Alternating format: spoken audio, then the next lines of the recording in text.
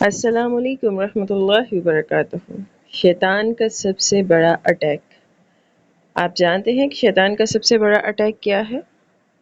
اس کا سب سے بڑا اٹیک یہی ہے کہ وہ ہمیں اپنی نعمتوں پر مطمئن نہیں رہنے دیتا۔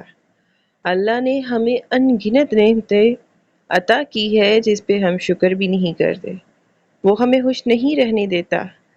وہ ہمیں یہی احساس دلاتا رہتا ہے کہ اس چیز کی کمی رہ گئی، اس کی رہ گئی، اس کی رہ گئی، اور ہم بے وقوفوں کی طرح ان کمیوں کو سوچنا شروع کر دیتے ہیں، اور پھر جو ہمارے پاس نعمتیں ہوتی ہیں ہم ان کے ناشکرے بن جاتے ہیں، وہ ہمیں نظر ہی نہیں آتی، اور یوں ہم ناشکروں میں ہو جاتے ہیں۔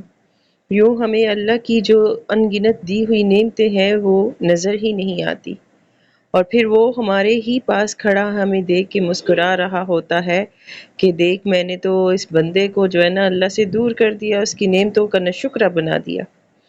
وہ ہمیں احساس کمتری کا احساس دلاتا رہتا ہے، وہ محرومی کا احساس دلاتا رہتا ہے، وہ یہی دلاتا رہتا ہے احساس کہ دیکھو فلاں کے پاس تو یہ چیز ہے، تمہارے پاس نہیں، فلاں کو تو اللہ نے یہ بھی دی ہے، آپ کے پاس تو نہیں، آپ تو نماز بھی پڑھتے ہو، روزے بھی رکھتے ہو، زکوٰۃ بھی ادا کرتے ہو، پھر لوگوں کی مدد بھی کرتے ہو، اس کے باوجود آپ کے پاس یہ چیزیں نہیں ہیں، اور وہ انسان کتنا گناہ گار ہے، کتنا اس کا وہ شو باز ہے، لوگوں کا دل بھی دکھاتا ہے، سب کچھ کرتا ہے، اور اس کے پاس ڈھیروں چیزیں ہیں۔ تو یہ ساری چیزیں جو ہے نا وہ ہمیں احساس دلاتا رہتا ہے کہ یہ چیز آپ کے پاس نہیں، یہ آپ کے پاس نہیں، اور اس چیز کے ذریعے سے وہ ہمیں ناشکرہ بناتا جاتا ہے۔ ہمارے لیے اتنا ہی کافی ہونا چاہیے، اللہ تعالیٰ نے ہمیں ہمارے والدین دیے، ہمیں دیکھنا چاہیے ہمارے پاس ہمارے والدین ہیں، ہماری اولاد ہے، سر پہ چھت ہے، اچھی صحت ہے، اچھے دوست ہیں، موجود ڈھیروں نعمتیں ہیں، اللہ تعالیٰ کا دیا ہوا قرآن پاک ہے جو سب سے بڑی نعمت ہے۔